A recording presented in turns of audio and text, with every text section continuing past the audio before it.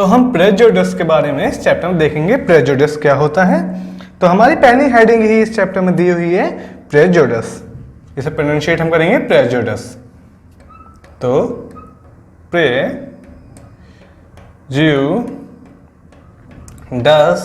क्या होता है, तो प्रेजुडिस होता है हमारा, prejudice is a baseless and usually negative attitude toward member of a group।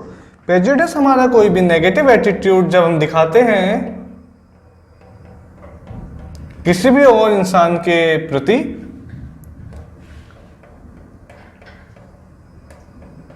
तो prejudice होता है।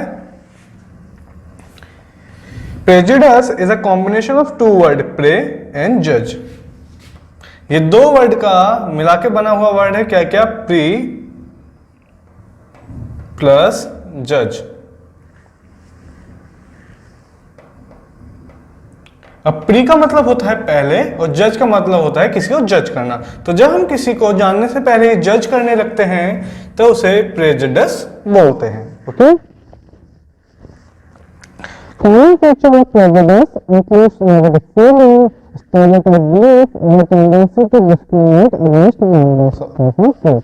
किसी भी ग्रुप के मेंबर्स को किस किस के बेसिस पे एक नेगेटिव एटीट्यूड रखना, स्टीरियोटाइप देखेंगे।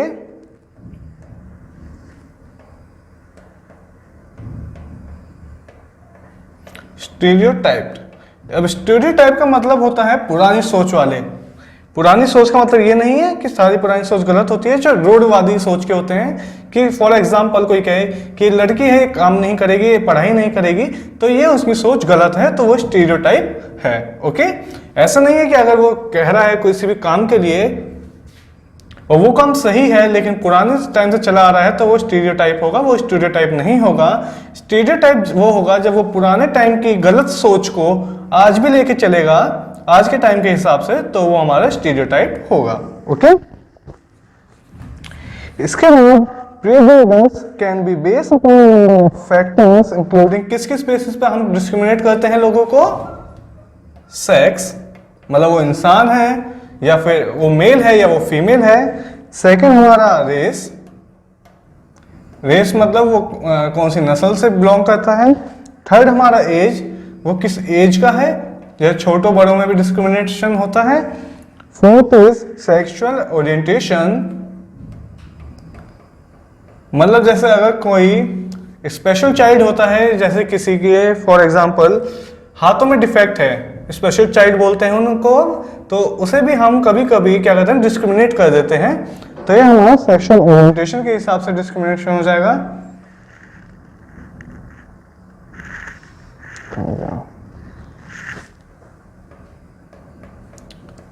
Sexual orientation. Fifth is nationality,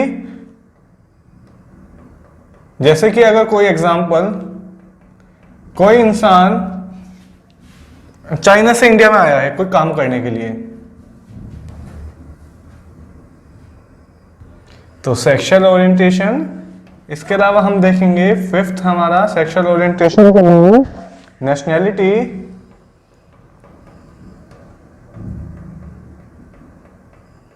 जैसे हम क्या करते हैं लोगों को कोई फॉर एग्जांपल कोई चाइना से आया हुआ है तो हम उससे कहेंगे कि तुम इंडिया के नहीं हो, हम उसका डिस्क्रिमिनेशन करेंगे, उसे सामान महंगा देंगे, उसे चीजें नहीं देंगे, उन्हें रहने की जगह नहीं देंगे। तो ये सब चीजें जो होती हैं ये होती हैं डिस्क्रिमिनेशन का part. Okay, next is social economic status, गरीब अमीर, एंड लास्ट रिलीजन बेसिस पे। ये सबसे ज्यादा गंदा देखा जाए तो रेस और रिलीजन बेसिस सबसे ज्यादा गंदा एक डिस्क्रिमिनेशन माना जाता है कि जो इंडिया में बिल्कुल भी नहीं होना चाहिए, लेकिन इंडिया के कुछ पार्ट में अभी भी ये देखा जाता है। हाउ टू रिड्यूस प्रेजुडिस, तो अब हम देखेंगे हमें प्रेजुडिस को हम कैसे रिड्यूस कर सकते हैं। ओके, डिस्क्रिमिनेशन को हम कैसे कम कर सकते हैं। तो पहला फैक्टर है पासिंग लॉज एंड रेगुलेशन, मतलब हम ऐसे कानून लाए जिस वजह से अगर कोई डिस्क्रिमिनेशन करे, कोई इंसान किसी के साथ भेदभाव करे, तो उसे कड़ी सजा हो या फिर सिर्फ फाइन लगाया जाए, जिसकी वजह से वो अगली बार से किसी के साथ डिस्क्रिमिनेशन करने से पहले 100 बार सोचे। Okay, passing law and regulations that require fair and equal treatment for all groups of people. Okay, second is gaining public support and awareness of anti prejudice social norms. मतलब हमें लोगों के बीच में अवेयरनेस फैलानी चाहिए। दैट मीन्स लोगों को जागरूक करना चाहिए कि उन्हें डिस्क्रिमिनेशन नहीं करनी चाहिए, ये बहुत गलत चीज होती है। ओके।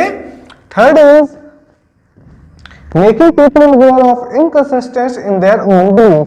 लोगों को बताना चाहिए उनके जो मिसबिलीफ हैं, मिसबिलीफ मतलब जो उनके गलत बिलीफ्स हैं कि लड़कियों को नहीं पढ़ना चाहिए या फिर लड़कियां बाहर नहीं जा सकती कहीं काम करने के लिए, ये सब जो होते हैं इनके पुराने सोच, इसे हमें मिसबिलीफ्स को खत्म करना चाहिए। Okay. Next is increase contact with member of the other social group. हमें आपस में मेल जोल बढ़ा के रहना चाहिए अलग अलग सोसाइटी ग्रुप्स के साथ, तो इससे भाईचारा या ब्रदरहुड बढ़ेगा हमारा और हमारे बीच में डिस्क्रिमिनेशन कम होगा, क्योंकि आने वाली जनरेशन जितना ज़्यादा इन चीज़ों को जानेगी उतना ही डिस्क्रिमिनेशन कम होगा। ओके।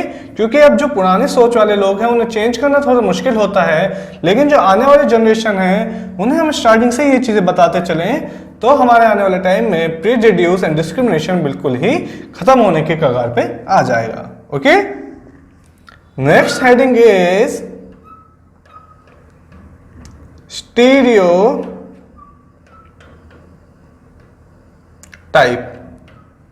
स्टीरियोटाइप क्या होता है? When prejudice occurs, stereotyping and discrimination may also result।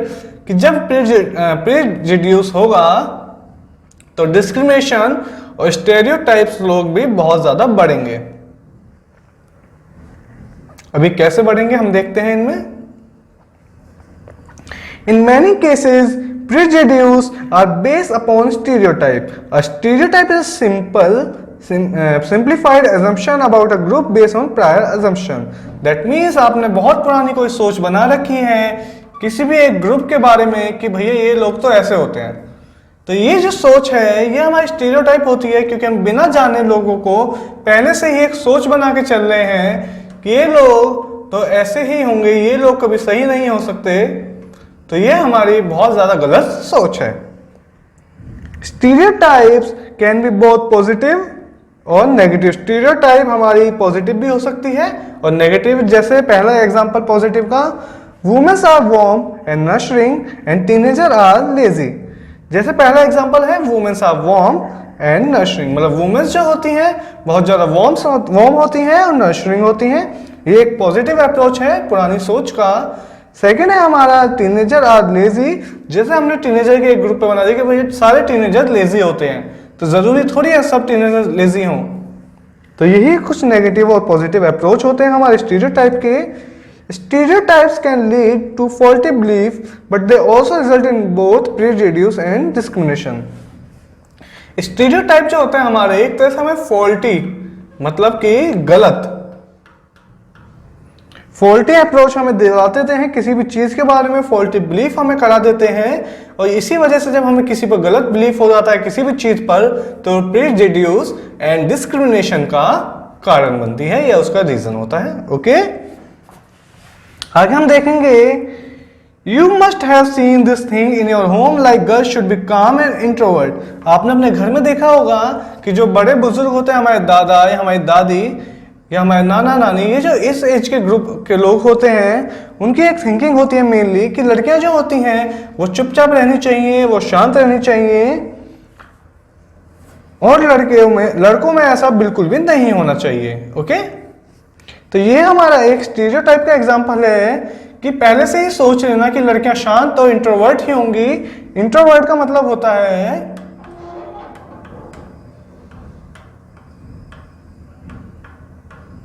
जब इंसान खुद के अंदर ही मतलब चुपचाप रहता है इंसान, तो उसे इंट्रोवर्ट कहते हैं। ना वो किसी से ज्यादा बात करता, नॉट सो सोशल, मतलब वो इंसान ज्यादा सोशल नहीं होता, वो सब लोगों से नहीं मिलता। This process of characterization applies to the social world as well, as we sort people in mental groups based on factors such as age, sex and race. ये जो स्टीरियोटाइप का एग्जाम्पल है ये तो घर की बात है, लेकिन यही हमारे समाज में, हमारी सोसाइटी में भी हमें देखने को मिलता है। जब लोग किसी एक को डिस्क्रिमिनेट करते हैं उसकी रेस, कास्ट और सेक्स के बेसिस पे। ओके,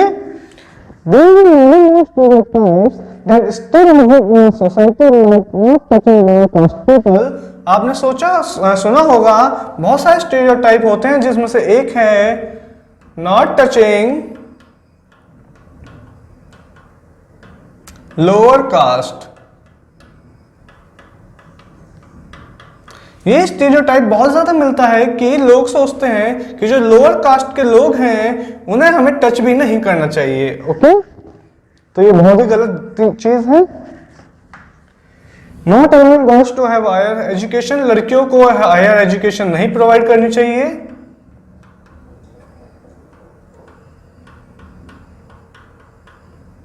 ये भी बहुत ज्यादा गलत चीज है।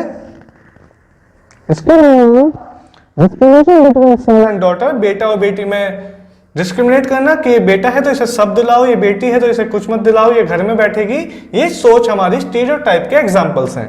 ओके, ये चीजें जो हमें 3 एग्जांपल दिए हैं ये सोसाइटी में बहुत ज्यादा हो रहे हैं, इन्हें हमारी सोसाइटी से खत्म करने की बहुत ज्यादा जरूरत है। Many people have fought against this evil, like doctor Bhimrao Ambedkar. बहुत लोग इस चीज के अगेंस्ट लड़े हैं, उनमें से एक एग्जांपल है डॉक्टर भीमराव अंबेडकर का।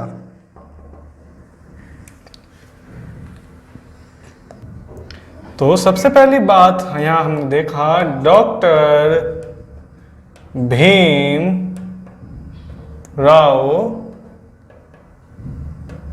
अंबेडकर, ये खुद भी लोअर कास्ट से बिलोंग करते थे, पर इन्होंने इतनी स्टडी करी, इतनी पढ़ाई करी कि फिर इन्होंने हमारे देश के कॉन्स्टिट्यूशन, आपको पता ही होगा, हम पॉलिटी में पहले चैप्टर पढ़ के आए हैं, कॉन्स्टिट्यूशन जो हमारा बना था उसकी जो कमेटी थी उसके हेड भी यही थे। ओके, बहुत ज्यादा फाइट करी इसके अगेंस्ट में, डिस्क्रिमिनेशन की,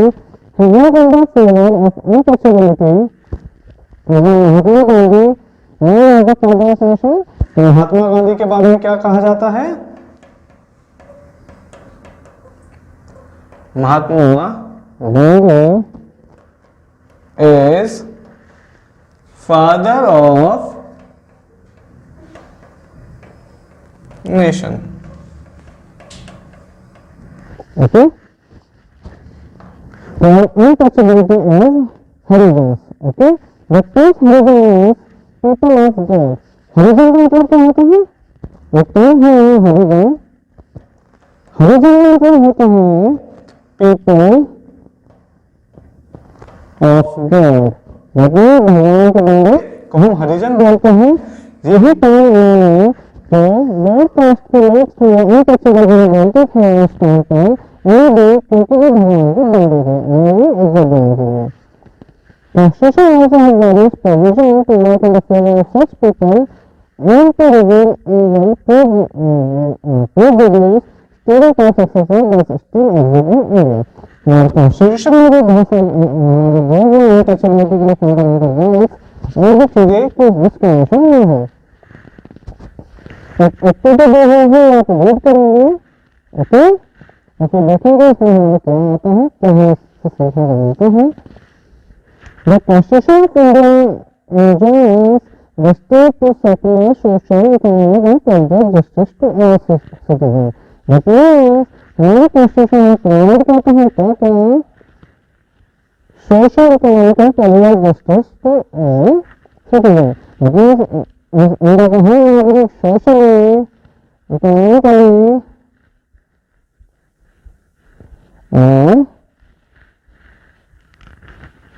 और जस्टिस, तीन चीजें हैं जो हर किसी को बराबर मिलेगी, चाहे किसी की कास्ट का है, किसी की रेस का है, किसी की सेक्स का है, हर इंसान को ये चीजें बराबर मिलती हैं। ओके, इसका हम देखेंगे making the constitution mandate for speedy justice inescapable through Article 14(2). It guarantees equality before the law and the equal protection for the laws and article. That means article 12 की बात यहाँ की हुई है। आर्टिकल 12 हमारा है इक्वालिटी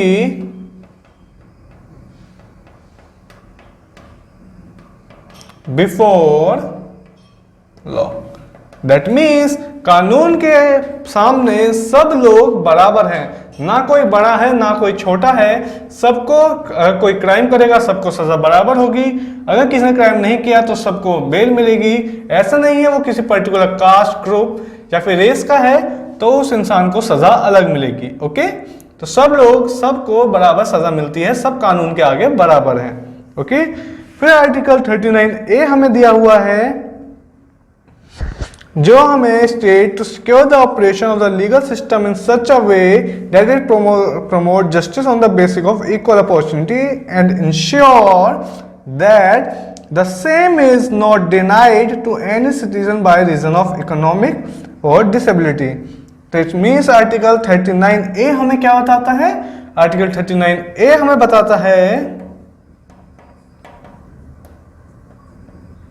कि हर इंसान को बराबर मौका मिलेगा हर चीज में, चाहे वो किसी भी कास्ट का हो, और कोई भी इसलिए मना नहीं कर सकता कोई भी इंसान कि फॉर एग्जांपल मैं कोई जॉब ऑफर कर रहा हूं, वैकेंसी एक है, उसके लिए 3 लोग आते हैं, तीनों अलग अलग कास्ट के, 2 लड़के 1 लड़की, अलग अलग रेस के और अलग अलग सेक्स के। ओके, तो अब मैं क्या करूंगा, मैं ऐसा कहूंगा कि मुझे तो गोरा वाला पसंद आ रहा है, मुझे लड़की पसंद आ रही है तो मैं इन्हें नौकरी दे दूंगा, ऐसा नहीं होता।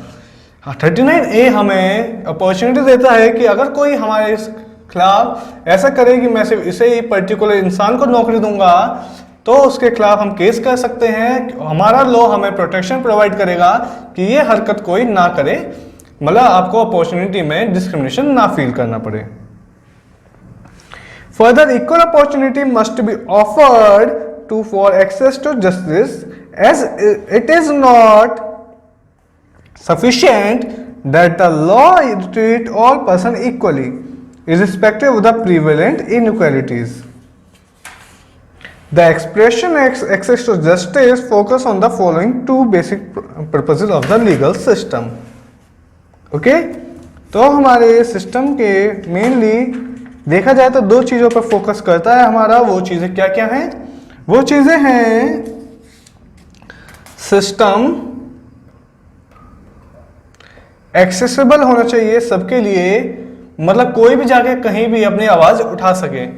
Second is it should lead to the result, और हमारा जो रिजल्ट आना चाहिए वो फास्ट आना चाहिए, फेयर आना चाहिए एंड इकोनॉमिकली वैल्यूएबल होना चाहिए।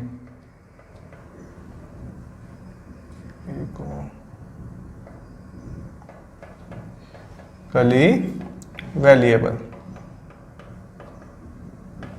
ओके, तो ये 2 फैक्टर हमारे होने चाहिए जस्टिस को देने के लिए। ठीक है, तो अब हमारे यहाँ चैप्टर की थ्योरी खत्म होती है।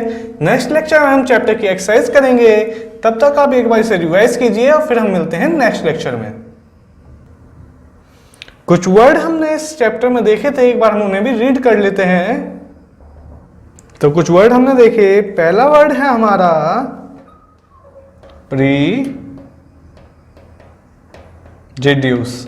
प्रीजेड्यूस। इस वर्ड का मतलब हम देखेंगे pre concept opinion that is not based on the reason और एक्चुअल एक्सपीरियंस, मतलब कि सुना सुनाया। तो जब भी हम किसी इंसान के बारे में पहले से ही कोई ओपिनियन बना लेते हैं बिना उसको जाने, बिना उसकी एक्चुअल से बात करें, तो वो हमारा प्रीजेड्यूस कहलाता है। Okay, second term is discrimination.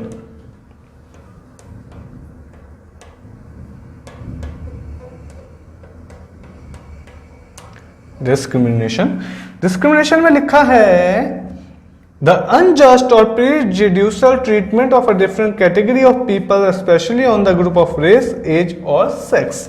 तो जब हम किसी भी इंसान को किस किस के आधार पर, उसकी रेस, उसकी एज और उसके सेक्स के आधार पर जो उसे डिस्क्रिमिनेट करते हैं मेनली, तो वो डिस्क्रिमिनेशन होता है। जैसे कि डिस्क्रिमिनेट मतलब हम बोल देंगे कि तुम लड़के हो तो तुम ये करोगे, लड़की हो तो ये करोगे, ये तो हमारा प्रीजुडिस हो गया, सोच बना लेना। लेकिन डिस्क्रिमिनेशन में जब हम कहेंगे कि ये काम बस लड़के ही करेंगे, लड़की नहीं कर सकती काम, तो ये हमारा डिस्क्रिमिनेशन होगा कि हमने लड़की को मौका ही नहीं दिया वो काम ट्राई करने का भी। Okay, third is stereotype. Stereotype क्या होता है? स्टीरियोटाइप का मतलब होता है जब हम कोई सोच बना लेते हैं पहले से ही, मतलब पुरानी कोई सोच जो उस टाइम पे भले ही सही हो लेकिन आज के टाइम पे वो फिट नहीं बैठती, और तब भी हम उसी सोच के साथ चलते हैं, तो वो हमारे स्टीरियोटाइप में आ जाता है। Last is constitution. ये टर्म आप पूरी बुक में पढ़ते रहेंगे बार बार। कॉन्स्टिट्यूशन क्या होता है? A body of a fundamental principles और establish president according to which a state और other organisation is acknowledge to be govern.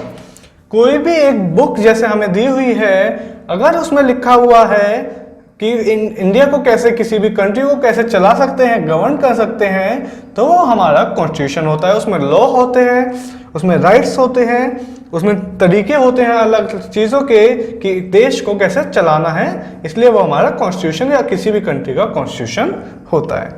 तो हमने देखा इस चैप्टर में क्या क्या, प्रेजुडिस, डिस्क्रिमिनेशन, स्टीरियोटाइप, कॉन्स्टिट्यूशन, ये सब हम इस चैप्टर में पढ़ के आए हैं। अब हमें इस चैप्टर की एक्सरसाइज करनी है अपने नेक्स्ट लेक्चर में। तब तक आप इसे एक बार रिवाइज कीजिए। Bye bye, take care.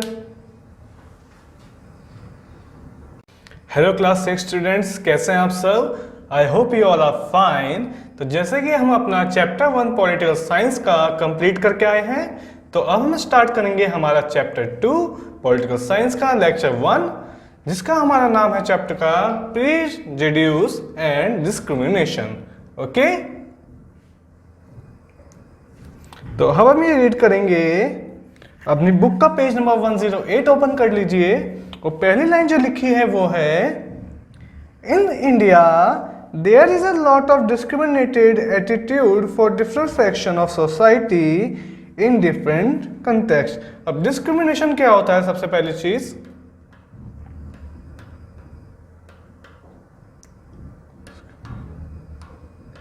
Discrimination होता है हमारा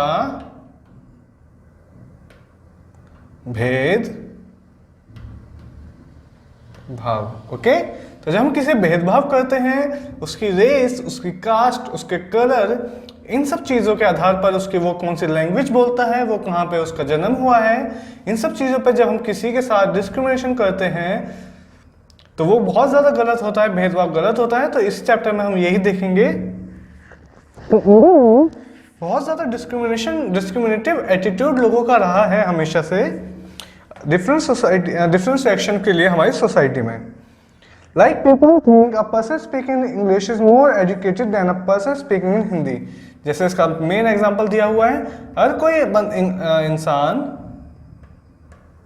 इंग्लिश बोलता है तो उसे माना जाता है कि वो ज़्यादा एजुकेटेड है, किससे? जो इंसान हिंदी बोलता है उससे। पर इंग्लिश हमारी कोई पैरामीटर नहीं है किसी को जज करने के लिए कि वो कितना ज़्यादा पढ़ा लिखा है या कितनी ज़्यादा उसमें समझ है। Okay, this is actually people are treated discriminated on the basis of various things like gender, age, race, caste.